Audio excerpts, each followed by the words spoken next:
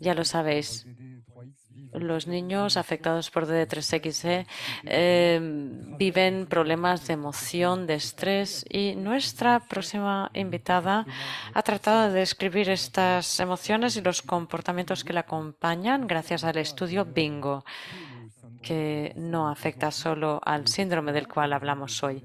Ella es doctorando, viene de la Universidad de Cambridge. Aquí tenemos a la doctora Jessica Martin. Hola, muchas gracias por haberme invitado. Voy a comenzar saliendo del DDX3X. Colectivamente,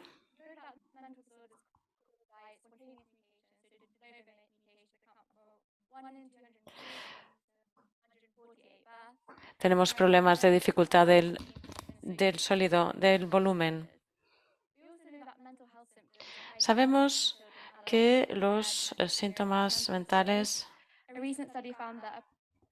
y un estudio mostró que un 61% de estos niños tenían síntomas en comparación con los que no tenían enfermedades genéticas raras, y eso también afecta a la prevalencia de la ansiedad y el problema del síndrome de oposición desafiante.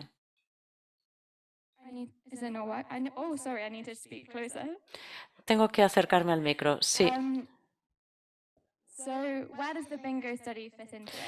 El estudio Bingo, el proyecto Bingo, explora la intersección entre las dificultades de salud mental y las enfermedades congénicas raras. Estamos tratando de ver cuáles son esas dificultades en el ámbito de la salud mental, pero el hecho de que tengamos un problema con el desarrollo no significa que vamos a tener problemas de salud mental. Queremos ver también cuáles son las características de estos síntomas y cuán variables son. También vamos a estar hablando del DDX3X, que están que incluyen el autismo, la ansiedad, las autolesiones. Y tenemos también algunas limitaciones. Estas investigaciones se basan en informes clínicos y en medidas que captan diferentes comportamientos, y eso significa que nos cuesta determinar la variabilidad de los síntomas. Se pueden desplegar toda una serie de síntomas, pero si vemos tal vez que hay niños que presentan muchos de estos síntomas, pero muy pocos de los demás. Entonces no podemos explorar la variabilidad de todos estos síntomas. Y también cuando utilizamos estas medidas, a veces no están diseñadas para poblaciones con problemas de discapacidad mental. Hay niños que típicamente pueden desarrollar ansiedad, pero que esta ansiedad se puede presentar de modo diferente entre los niños que tienen la mutación del DDX3X, con lo cual a veces hay rasgos ansiosos que se pueden relacionar con autismo o bien con dificultades sociales que pueden no estar causadas debido a las interacciones sociales, sino también al hecho que se desafían ciertos patrones o reglas. Y también esta investigación también carece de una muestra de comparación. Entonces no sabemos a veces si estos patrones de dificultades son únicas en los niños con DDX3X o si pueden ser atribuidas a un desarrollo mental tardío. Hemos tratado de dirigir todas estas limitaciones, de abordar todas estas limitaciones con nuestro estudio, en el cual teníamos a 23 niños con una mutación del DDX3X y 23 niños con otras mutaciones. Y hemos preguntado a los padres que nos digan cuáles son las medidas de comportamiento adaptativo, las habilidades de comunicación social, las motoras, y hemos también utilizado una medida especialmente diseñada para las personas con retraso en el desarrollo y también con características de autismo. Y hemos visto que no hay diferencia entre el grupo que tiene la mutación del DDX3X y los que tienen mutaciones de otros genes. Y tampoco hemos visto diferencias en cuanto a las características de autismo. Pero sí que hemos visto que los niños que tenían mutación de DDX3X tenían una ansiedad más elevada y pueden llegar a autolesionarse con más facilidad. Hemos visto también que puede haber relaciones únicas entre estos rasgos. Puede haber un patrón específico que puede ser diferente cuando hay mutaciones en genes diferentes. Pues bien, para resumir todo esto, sabemos que este síndrome está asociado con el trastorno del neurodesarrollo y que esto puede haber asociaciones únicas entre problemas de salud mental y problemas asociados con la mutación del DDX3X, pero hay poca evidencia proporcionada por las medidas de estas características y por nuestro estudio, tal como está diseñado. Con lo cual, en mi doctorado, quise profundizar en todas estas características y tratar de explorar las características de la ansiedad en jóvenes y adolescentes con trastorno del neurodesarrollo asociado a DDX3X. Y el método pues, fue una serie de entrevistas con los padres y cuidadores, y el análisis consistió en un enfoque psicológico clínico. Nosotros, pues nuestro día a día consiste en pensar en los diferentes factores que pueden contribuir al hecho de que alguien tenga una dificultad o no. Y aquí estoy utilizando la fórmula de las 5 Ps, lo cual significa que vamos a ver quién presenta dificultades y cuál es el problema que se plantea y qué es lo que desencadena esas dificultades, qué emociones, qué sentimientos, cuál es la frecuencia y cuál es el impacto de todo ello en los niños y en el entorno. ¿Qué puede haber contribuido a la emergencia de esta dificultad? Boris dijo antes que las enfermedades psiquiátricas pueden concurrir conjuntamente. Se puede producir, por ejemplo, historial de depresión o también tener antecedentes familiares de todo eso. Luego también tenemos estas enfermedades que pueden preceder a la ansiedad, o la ansiedad puede preceder a las demás enfermedades. O también puede haber un factor traumatizante, por ejemplo, un familiar hospitalizado o bien la transición a una nueva escuela. También nos fijamos en los factores que pueden mantener esa dificultad, esa ansiedad. A veces estamos ansiosos y evitamos lo que nos produce esa ansiedad, pero con la evitación nunca sabemos si se produce algún resultado positivo dentro de otro entorno de seguridad. Y por último, nos fijamos en los factores de protección, que son los factores que contribuyen a la resiliencia y a la fuerza y que pueden reducir las dificultades en nuestro día a día. Hasta ahora, en mi doctorado, he entrevistado junto con mi equipo a 13 padres con mutaciones, y no solo se trata de madres, de hecho se trata de madres solas, madres y padres, madres y sus parejas, y vemos aquí los resultados de los padres que nos indicaron que había algún tipo de ansiedad. Vimos que no había diferencia en el grupo de edad entre los padres que nos relataban que había ansiedad y los que nos decían que no había ansiedad. Entonces, ¿qué pasa con la ansiedad? Vemos que esos padres nos dicen que la ansiedad puede aparecer en cualquier momento, y nos dicen también que sus hijos eran bastante ansiosos ya desde niños, o también en la mediana infancia, o también que la ansiedad ha surgido en la adolescencia. Todos los padres decían también que está la ansiedad desencadenada por un hecho, por ejemplo, por una situación o por un objeto que no les gusta. Y eso es la ansiedad desencadenada, más que la ansiedad generalizada, que es la que existe todo el tiempo. También los padres nos decían que a veces se produce una ansiedad gradual. Un día el niño se levanta ansioso y eso va creciendo. Y también hay factores que pueden contribuir y precipitar esa ansiedad. Por ejemplo, se les ha preguntado a los padres si tenían alguna experiencia previa de depresión. Ninguno de los padres nos dijo que se produjera sintomatología de depresión.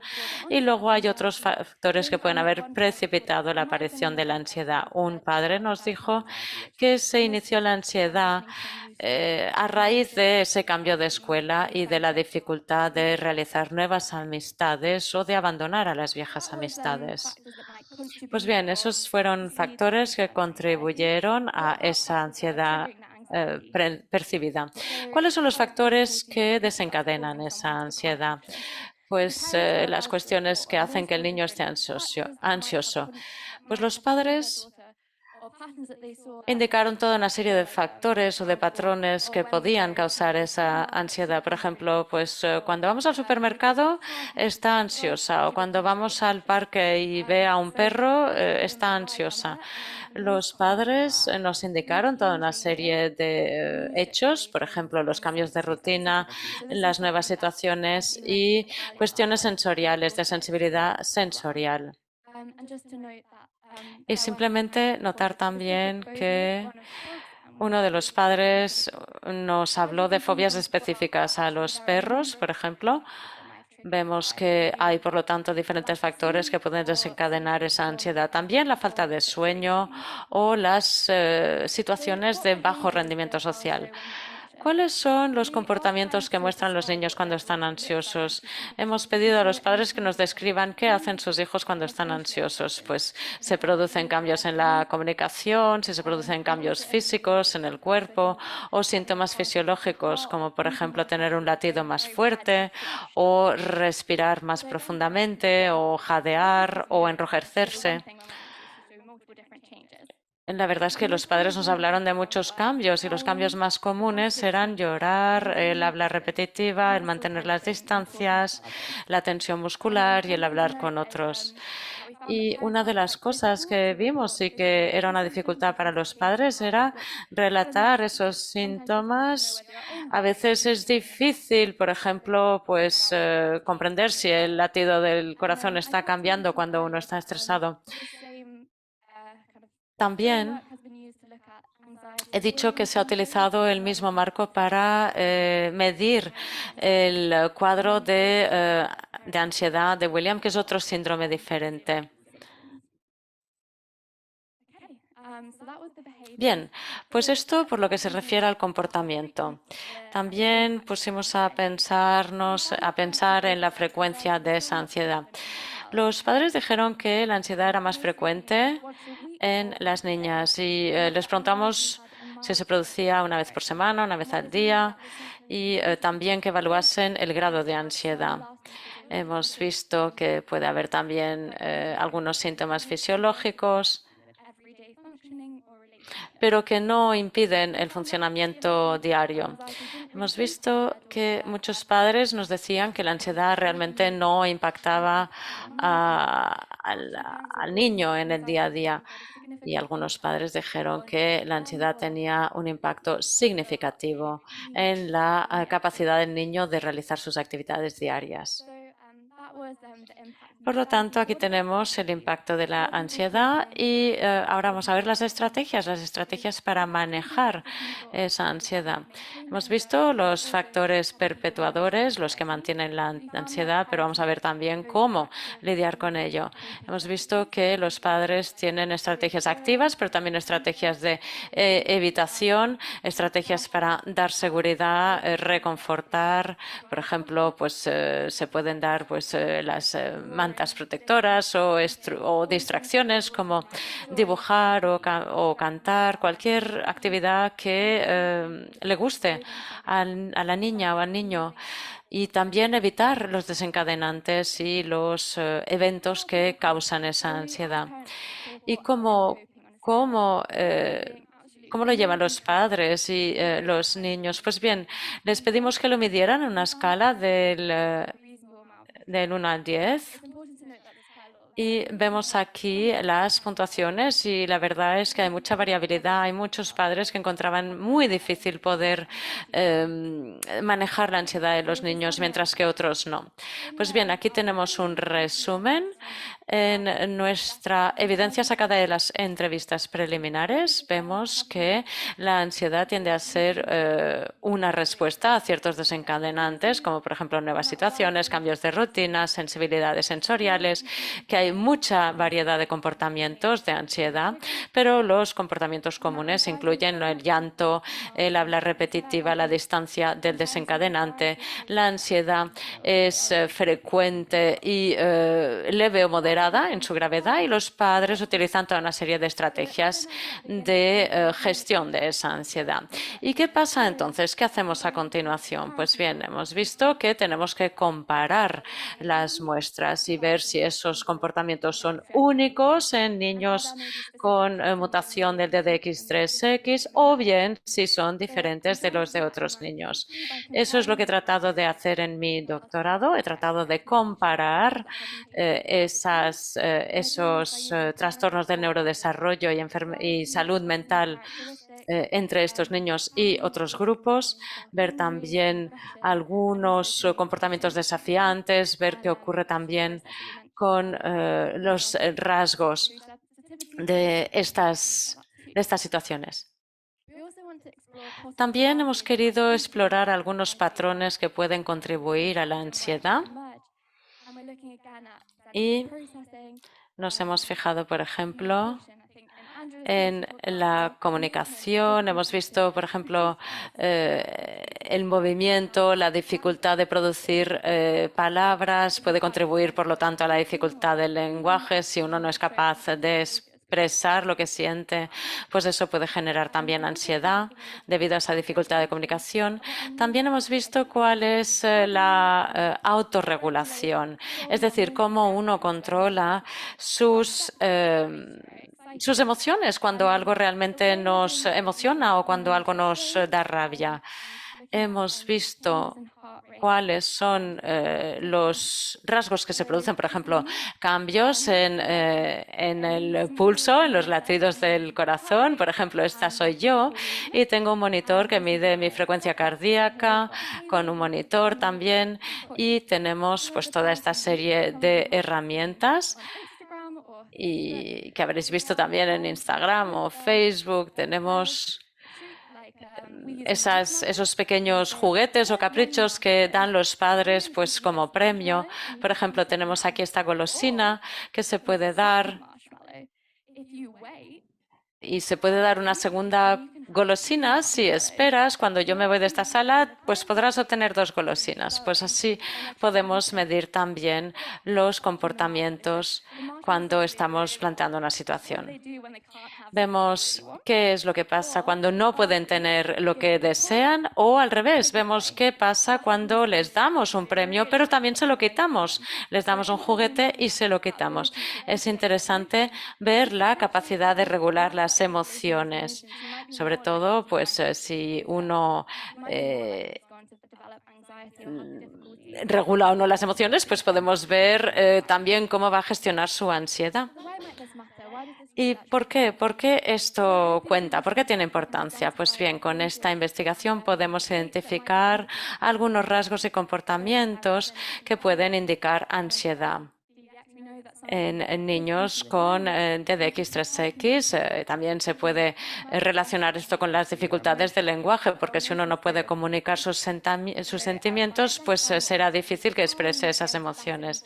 Identificando todo eso, pues seremos capaces de hacer mejores diagnósticos y dar un mejor apoyo. Eso no significa que ahora no se pueda obtener ese apoyo, pero también observando la variabilidad podemos ver que la conciencia sobre los trastornos del neurodesarrollo y de la salud mental no son una consecuencia inevitable del retraso del desarrollo, y por eso estamos viendo cuáles son los factores que contribuyen a la emergencia de todo esto. Simplemente deciros finalmente que todavía estamos reclutando en nuestra muestra. Estoy a mitad de mi doctorado, así que si tenéis una hija que tenga entre 3 y 18 años y que tenga esa mutación de DDX3X, o también si hay otro tipo de mutaciones, pues podemos reclutar a ese niño para observar cuáles son las diferencias. Y simplemente quería dar las gracias a todo el equipo del proyecto Bingo, a mi supervisor Sam, que está en la Universidad de East London y que nos da pues todas estas herramientas para monitorizar la frecuencia cardíaca, la actividad física, y también quiero agradecer pues, a todas las personas que me han ayudado en esta investigación sobre la ansiedad. Pero evidentemente, sobre todo, quiero agradecer a las familias su contribución.